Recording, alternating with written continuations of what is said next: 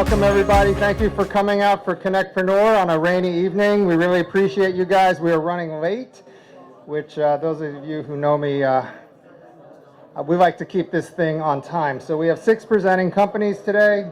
It'll be pretty fast, 4 minutes, 4.5 minutes each, and we have a timer in the front. And each of our presenting companies has a table in the back, so make sure you say hi to them if you're interested in investing. Couple thoughts. I would like to, how many of you guys came to the City Club last year for our premium event? So we got a lot of new ones, but what do you guys think? Is this a pretty good place? We want to thank Nishod. Where's Nishod? Nishod, and we want to thank Jeff Browse. Where are they? Are Nishod and Jeff here? Okay, they're working. I get it.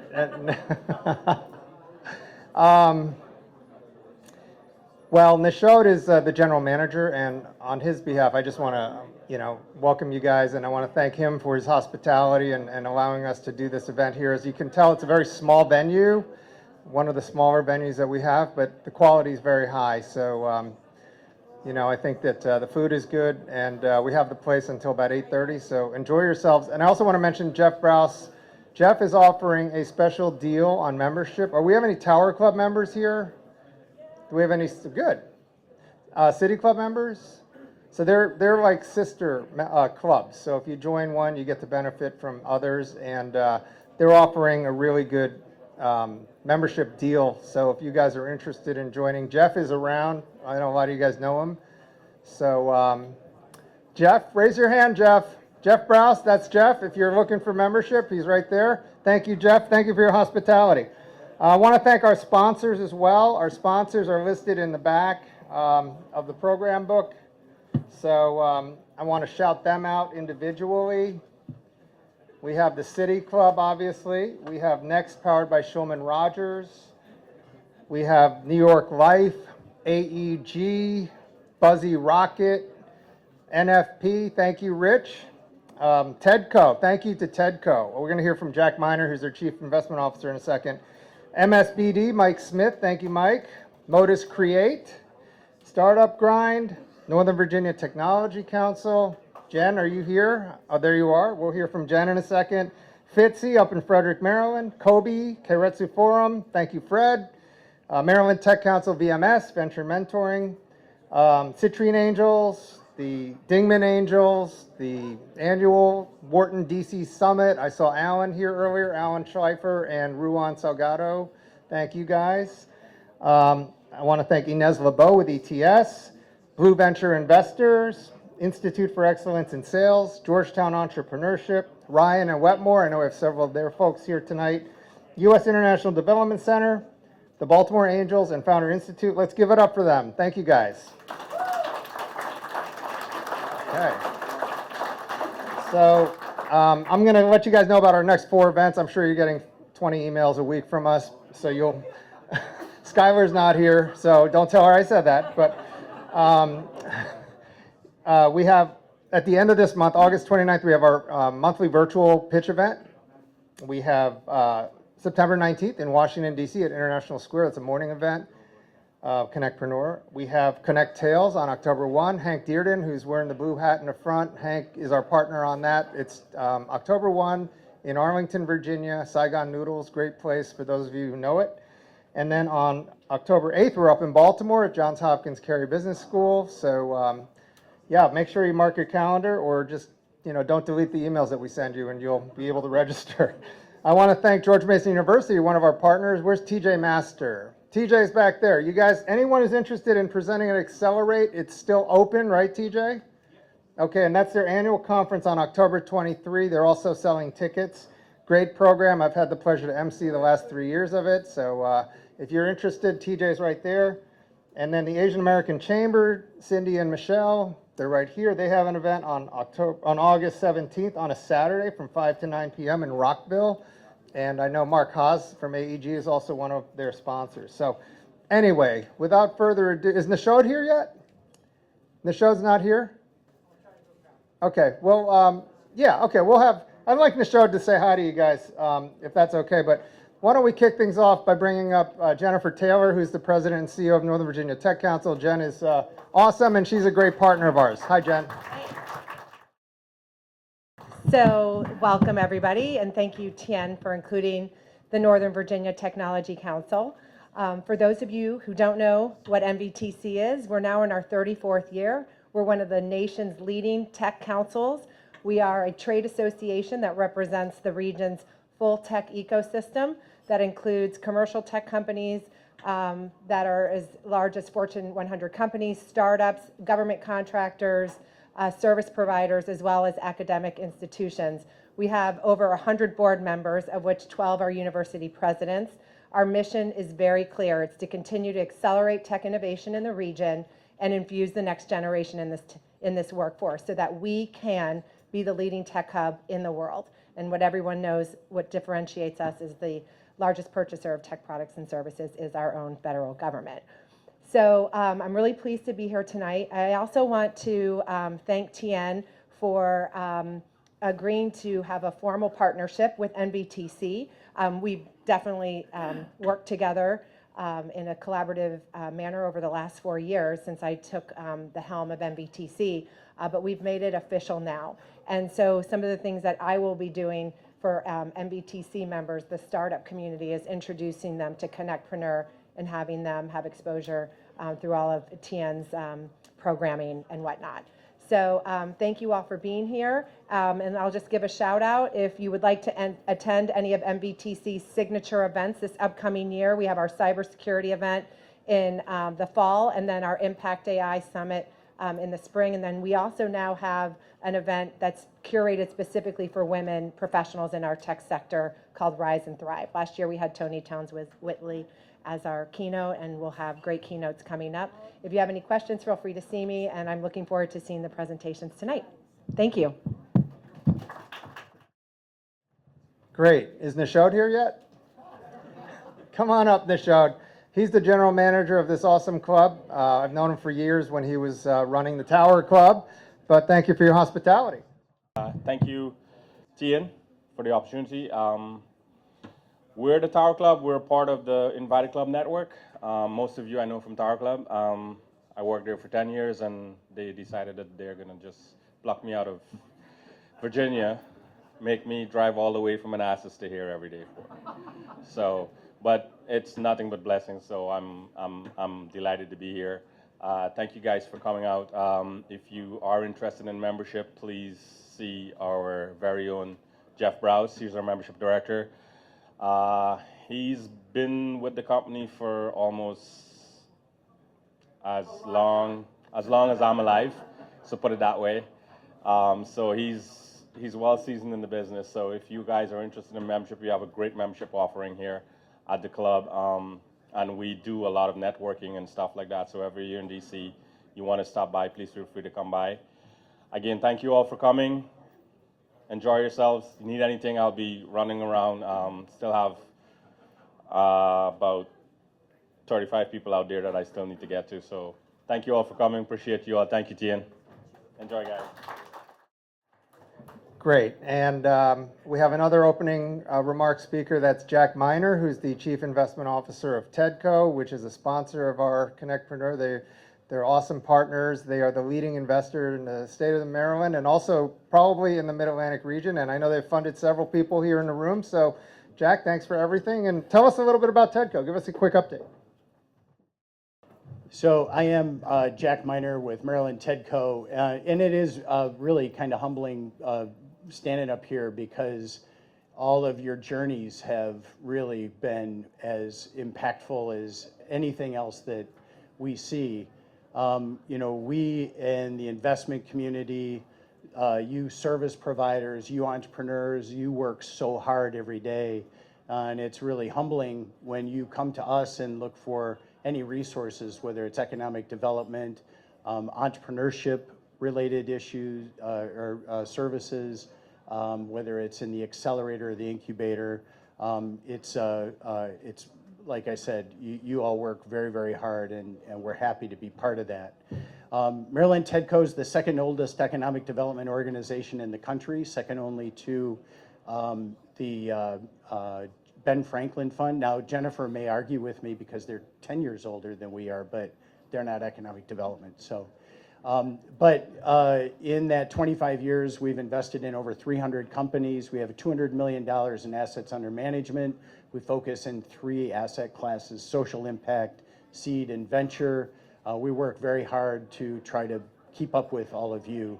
And like I said, thank you very much for working with TEDCO. We know that you've got lots of options. We hope to help you out as much as we can. So thank you very much. Good luck with your presentations. I won't heckle. Okay, so we can get things going with our 6 presenters. They're all here in the agenda. To introduce our first 3 presenters, I'd like to bring up Hunter Hayes, who's with Next, powered by Shulman Rogers. They are an amazing law firm. I know they represent many people in the room. Packaged offerings, fixed price, really great for early stage companies that want to manage costs, kind of quantify what they got to spend on legal. Thank you so much for your support, Hunter, and take it away. Thanks, Tien, and thanks to the entire CONNECTpreneur community for having us. It's always a pleasure to sponsor you guys and get out to these events. I know we're running behind, so I'll shave the spiel on Next tonight because Tien did a great job. But with that said, the first company I have the pleasure of introducing tonight is Aka Biologics. Dr. Himanta Baru will be joining us in a second. Aka is developing next generation multi-specific antibodies to combat solid tumors. Their first program is in external manufacturing, and they're targeting an IND late next year. Fun fact about Aka is they've raised about $8 million to date, $5 million in pre-seed funding, and another $3 million in non-dilutive grant money. So please welcome Dr. Himanta Baru to the stage. Thank you, everyone. Can you hear me? Great. Sorry, this is Hemanta Barua, founder and CEO of Aka Biologics. We are a biotech company that's focused on developing antibodies and multi-specific antibodies for targeting solid tumors. And we are targeting NK cells, that's an immune cell, and subset of CD T cells. So our first molecule, which is 1031, is in late preclinical stage now. We have some very exciting data that from our in vivo efficacy data. Specifically, I want to mention about the efficacy that we are seeing in a subpopulation of non-small cell lung cancer. That's not treatable from standard of care treatments. So this is very exciting to us. We have the data, and we applied for 2 grants. One, CPRIP, that is Texas-based grant, and the other one is SBIR Phase 1. And we actually secured both grants, and it was very competitive grants, and we're very excited to get $3 million non-dilutive funding. And that's just not the money, but the endorsement that we get from independent scientific community. It's a great thing for us. Now we are actually looking for IND filing for the first molecule, this one, in the late 2025. We also have another molecule that's a tri-specific antibody that's been showing really good activity compared to a clinical candidate. So we're excited about it, and we are actively raising $3 million in non-dilutive funding, in convertible notes. So a little bit more about why should you invest in Aka Biologics. Of course, we are going for for developing drugs for cancer, which is very, very important. And then there is a huge commercial opportunity, such as blockbuster drug status, if we can get it. This company is founded by me, which has a scientific background. I did my whole life, my career, discovery and development of antibodies. 4 of those molecules are in the clinics. 1 of them is approved and is actually used for clinical indications. One other point that I want to tell you about is actually the targets are de-risked, so that's a great thing. I also want to mention about external funding, which you already talked about. We also have a strong IP position, and right now we are in a preclinical state, right? So the phase 1 readout, probably it'll be about 3 years of time, and if the readout is good, that could give us a 10x return in investment. So that's a great opportunity actually to come now and join us in that regard. I just very quickly want to go over the the molecules that we are developing. Number one is the 1031 molecule, which is really looking good, and then we have 1139, multi-specific antibody, 1163, that's multi-specific antibodies. That's where we need the funding for to validate those molecules in vivo, as well as do some developability studies, and perhaps also go for cell line development. This data is going to help us to secure institutional investors' money and to raise Series A. Lastly, I want to introduce to the team in here. It's a company that is from the board of members. You can see there is Eric Anderson. He is a serial entrepreneur and have founded many companies and exited successfully. We have a very skilled consultants and collaborators. So that's it. And if you have any interest in our company, please come to the booth. We and Wheeler Bio are actually having the same booth. Thank you.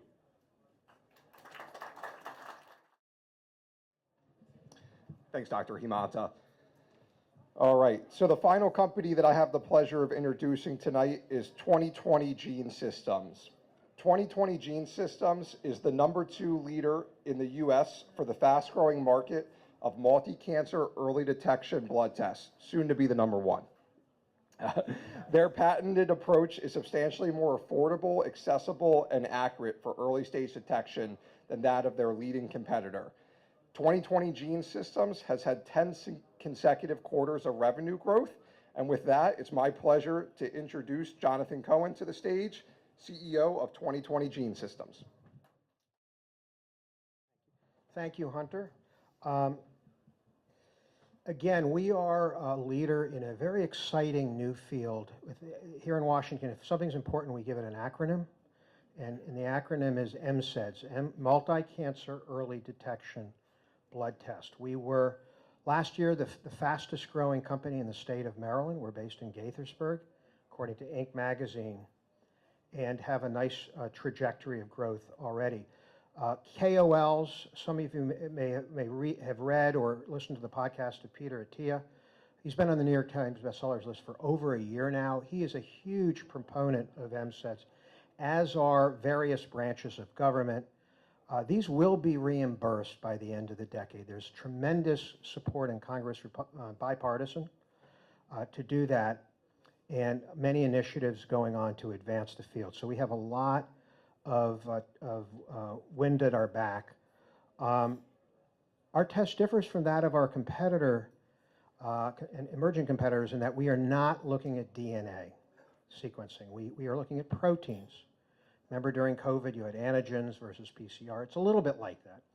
And proteins, like antigens like PSA, you know, the A in antigen, A and PSA is antigen, are much more affordable and are actually more accurate for early stage detection. We have a lot of data to share to support that, even though they've been around a while longer. And our innovation is really in our analytics. We have data from tens of thousands of individuals, and we use machine learning algorithms to predict the likelihood of somebody having cancer within a year. In short, we are better, the proverbial better, faster, and cheaper, better accuracy for early stage cancer. We have some data that we just unearthed over the summer from the NCI, the National Cancer Institute, blinded validation data, showing excellent performance in early stage pancreatic and ovarian cancer, in addition to lung cancer. Faster access. These are one of several new devices that entered the market that allow you to get small quantities of blood painlessly from the upper arm. And there was a big article about these in the Wall Street Journal last week. And we have validated our test, and it will soon be available at both pharmacy counters, starting with Giant here in the DMV, and at homes. Our competitor DNA-based approach will not. They require too much blood. You're going to need a traditional venipuncture blood draw, and we are much more affordable, about a third the price of the leading incumbent. Massive markets. We predict by the end of the decade, about a third of adult Americans will be getting these tests every year, and we have a real big head start. We are raising $10 million, and in two tranches. The first tranche of $3 million, we have what I would call sort of a Mr. Wonderful term, where we're providing both royalty. We're so confident of our revenue growth, and we have, by the way, public company audits, so you can verify it, that we are giving royalties to the first 3 million investors in addition to equity. So you're essentially guaranteed that you would be getting your money back. And as I mentioned, we have PCAOB audits. We are IPO ready. We've done equity crowdfunding over the years. So we expect when the markets do come back, and it will happen, that we will likely go public. But also, we're in a very acquisitive arena. A number of emerging companies, some even spun out of Johns Hopkins, have been acquired for more than $1 billion. So we're in a very acquisitive space. We have potential IPO and, again, the royalties. So for investors that are interested in the life sciences but don't want to wait 6 or 7 years, we are the right company for you. We have a table right back behind the curtain. If anyone is interested, you can pick up our executive summary, and we're here to hopefully answer any questions. Thank you very much. Here's my contact information if you want to take a picture of it. Thank you, Jonathan. To introduce our final 3 presenters, we have Mark Haas, who is the CEO of AEG. Mark, where are you? Okay. Come on up. Tell us a little bit about AEG, and I think we're going to be okay on time. If you guys could keep it down, that would be great in the back. And if you want to talk, you can go in the bar area. But I'd appreciate it because I can hear you guys up here. Thanks. Thanks, Tien. If we're okay on time, let me tell you a long story. Anyway, thank you. AEG, Association for Enterprise Growth, is a community of business leaders in the DMV. Consists of a couple separate communities, CEOs of mid-market companies, elite advisors in a range of complementary disciplines, and centers of influence. And we all come together to help mid-market companies grow. One of the things I noticed about CONNECTpreneur is that many of the companies are pushing the envelope on developing new technologies, new knowledge, new manufacturing, new distribution. What I've observed about these next 3 companies is that they're all going back to first principles. You know, they're using technology, but they're going back to an old way of looking at problems. So our first company is Hedonia USA. And Hedonia is developing technologies in medical food.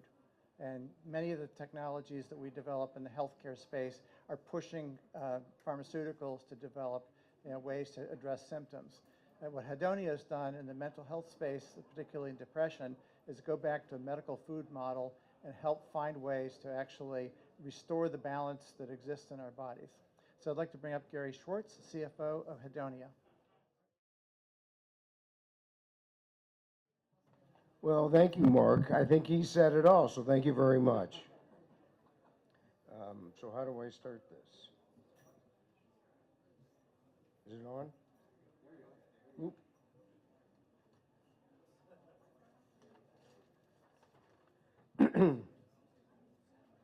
So mental illness has become painfully obvious in today's society. There have been way too many incidences underscoring this awareness. Along with the reduced stigma in talking about mental illness, governments and private employers have begun to invest and been motivated to establish mental health programs. Coherent Market Insights, a global marketing research company, recently published a very comprehensive study indicating that about $200 billion will be spent globally just this year and projected to increase to $400 billion by 2031. Currently, the World Health Organization estimates that there are approximately 1 billion people globally suffering from depression, or 1 in 5. This would translate to approximately 80 million people in the United States alone and provide a $7 billion market for hedonia in the United States alone.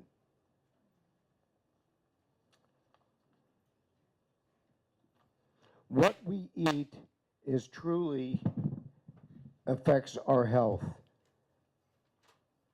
in all diseases, including depression.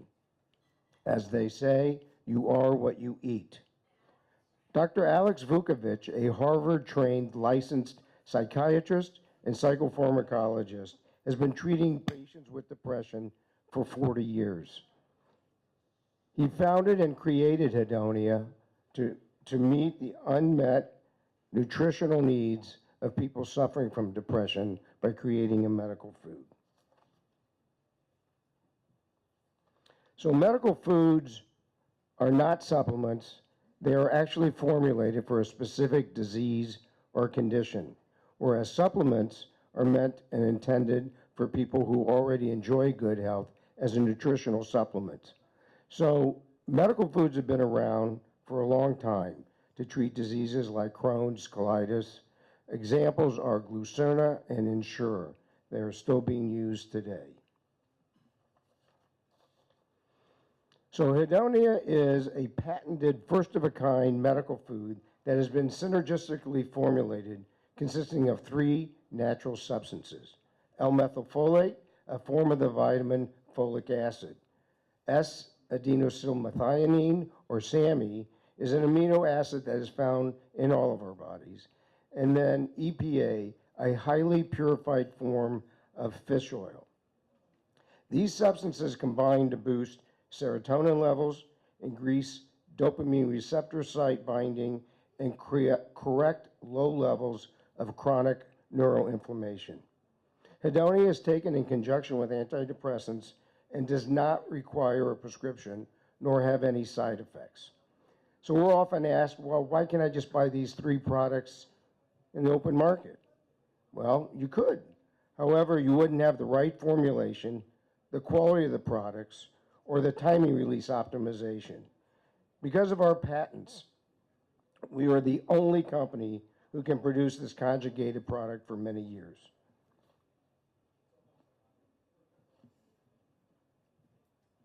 Oops.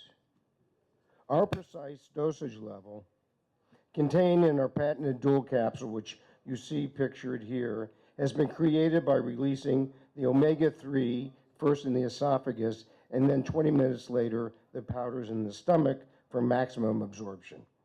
We are fortunate to have a highly qualified board of scientific advisors, all leading experts in their field. They are practitioners, scholars, and researchers who ensure scientific rigor and integrity.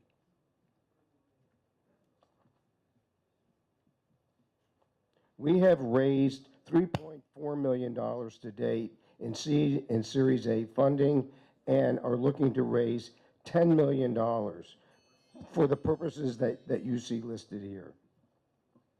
Given the prevalence of depression, Hedonia is an excellent investment opportunity to not only earn a handsome return on your investment, but you can make a difference in the lives of people who are suffering. Thank you, and we invite you to join us in the breakout session for answering your questions. Thanks, Gary.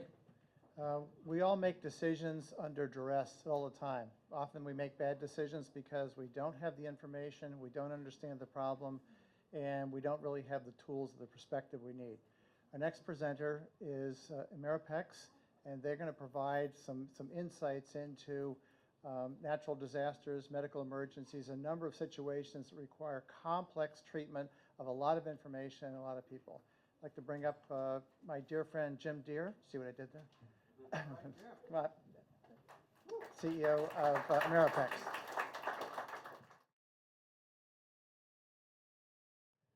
Hello, everybody. Ameripex.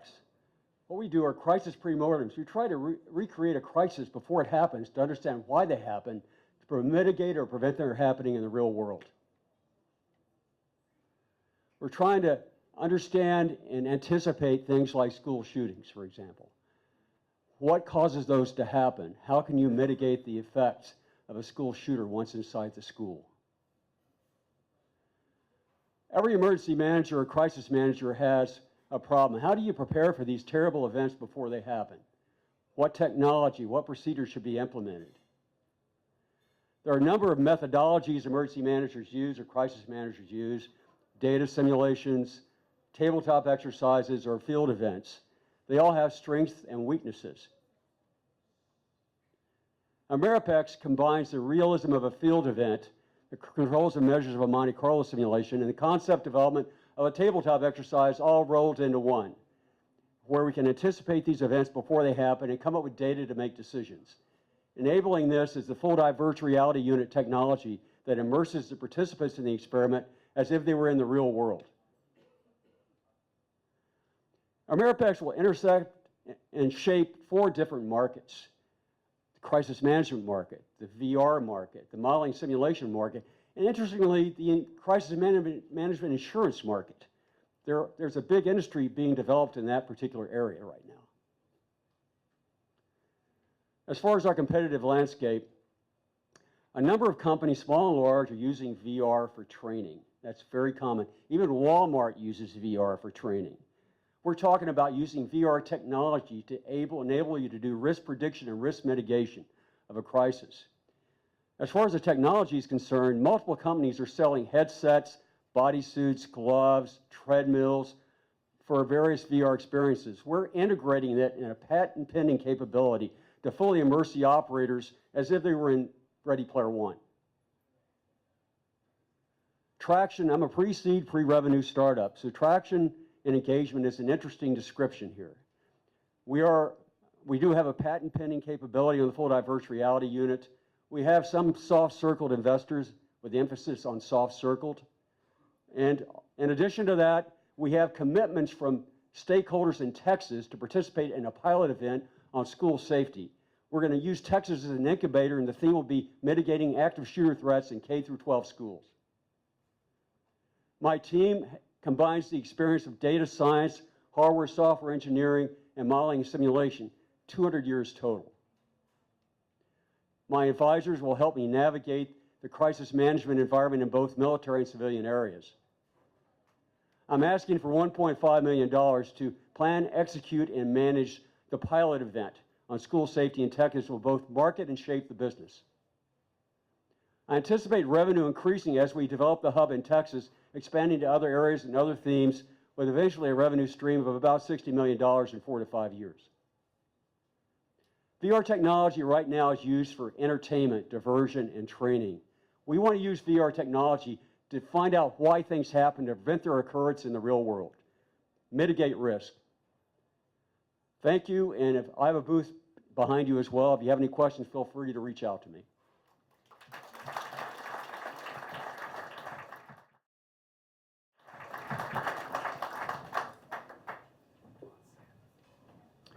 Our final presenter tonight is MedEmergent. Just like Jim has provided some information and technology to bring a lot of people and interests and perspectives together, MedEmergent is a company that's actually bringing together the voice of the patient and helping in medical care to bring the patient's perspective and the information, sort of real-world data, real-world evidence together.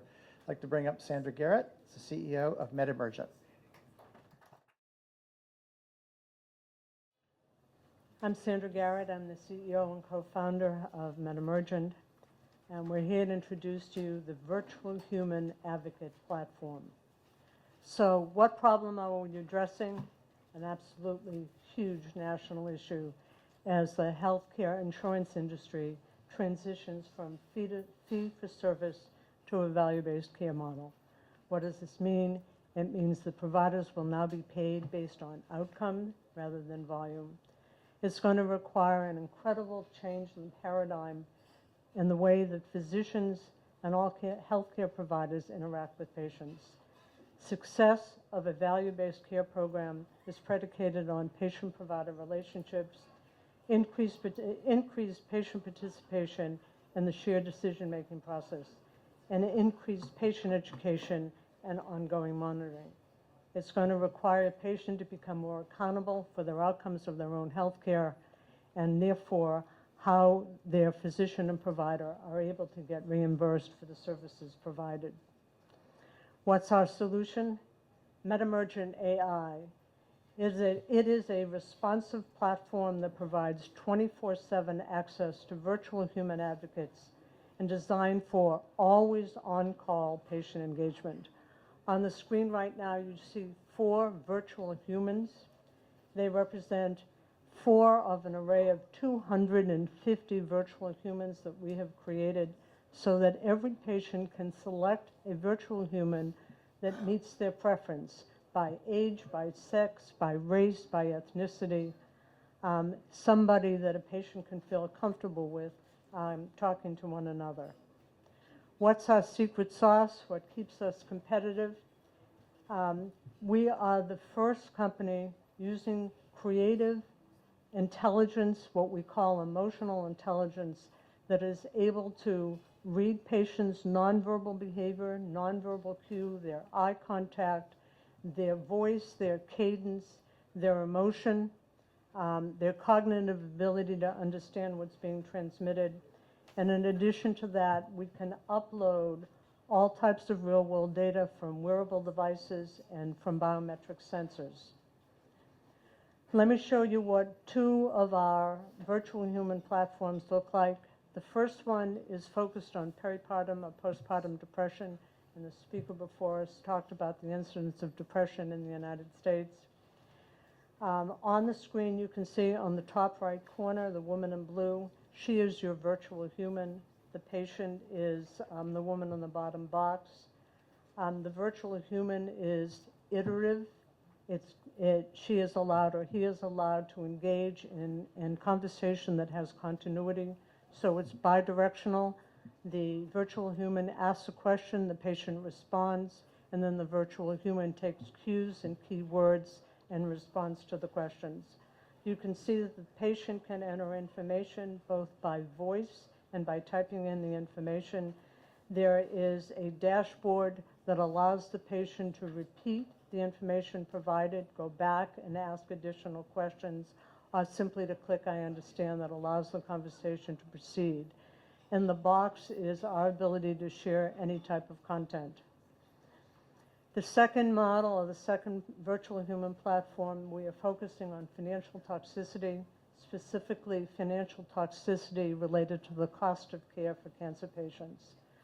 And a very emotional takeaway message for everybody in the audience is to know that 38% of all patients diagnosed with cancer will die in bankruptcy.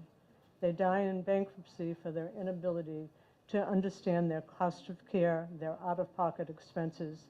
And this virtual human educational program focuses on a cost calculator that allows patients to calculate a range of costs associated with specific healthcare delivery services.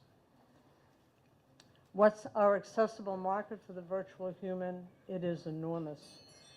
Today, the virtual human market is calculated about $24.8 billion, and it has a registered cargo at 44.7%.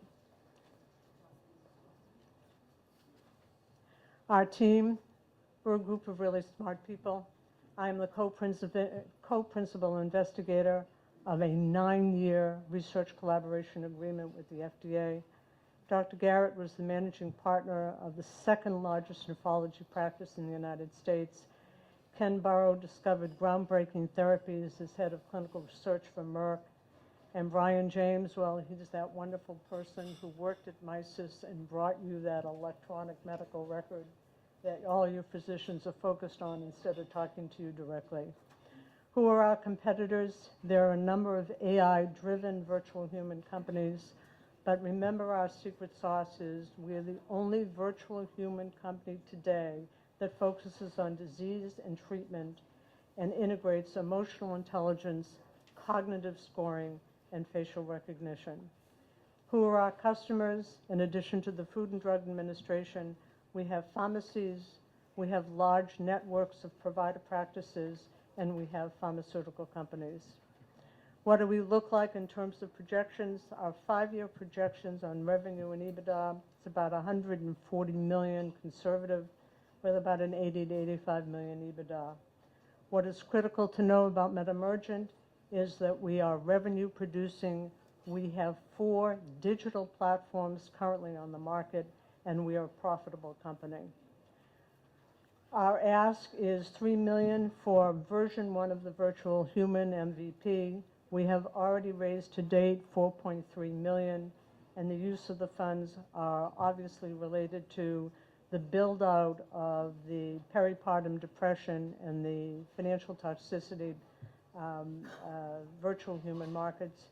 Our pilot testing will occur first quarter 2025. We are already in conversation with a major healthcare provider.